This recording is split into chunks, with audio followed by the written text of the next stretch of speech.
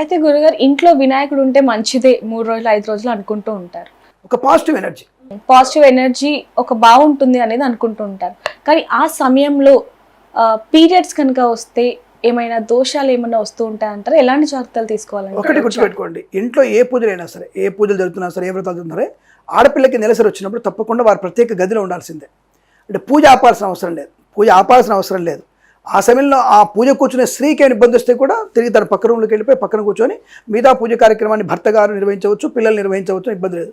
వాళ్ళ పిల్లలకి వాళ్ళ అమ్మాయిలకి ఏమైనా ఇబ్బంది వచ్చింది, ఆ పిల్లని పక్కన కూర్చోబెట్టి వేరే రూమ్లో కూర్చోబెట్టేసి వీళ్ళు స్వతహాగా అంటే ఒకవేళ అమ్మాయి అక్కడే ఏమైనా అంటుముట్టు ఉంటే మాత్రం శుద్ధి చేసుకొని పూజ చేసుకోవాలి.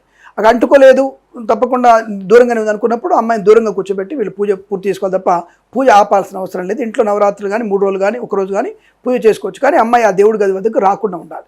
కానీ గురుగారు చాలా మంది అపపవిత్రం, నువ్వు పూజని అపవిత్రం చేసావంటూ కూడా ఆడపిల్లల్ని నిందించడం ఇలాంటివి జరుగుతూ ఉంటాయి ఇంట్లో.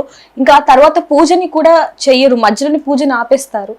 దీనివల్ల ఏమైనా ఇబ్బందికరంగా మారే పరిస్థితులు రావచ్చు అంటారా? ఇప్పుడు ఇటు సమాజంలో అతి చేస్తే కూడా పిల్లలకి ఇబ్బంది ఏర్పడుతుంది.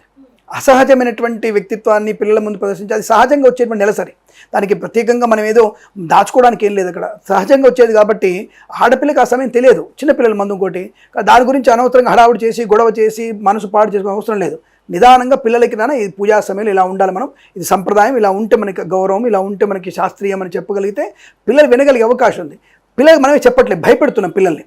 ఆ పిల్లలు భయపెట్టడం వల్ల పూజ అనేది మానేస్తున్నారు. కాబట్టి భయపెట్టకుండా వాళ్ళని కంగారు పెట్టకుండా సంప్రదాయాన్ని వాళ్ళు చెప్తే తప్పకుండా చేస్తే అలాంటి ఇబ్బంది లేకుండా మనం చూసుకోవచ్చు. కానీ పూజలు ఆపుకోవడం, మొత్తం ఆపేసేయడం, అరవడం కరవడం అనేది కరెక్ట్ కాదన్న విషయం గుర్తుపెట్టుకోండి. సహజంగా వచ్చే ప్రక్రియ పిల్లలకి అర్థమయ్యేట్టుగా మన సంప్రదాయాన్ని, మన సనాతన ధర్మాన్ని పాటించే విధానం చెప్పాలి.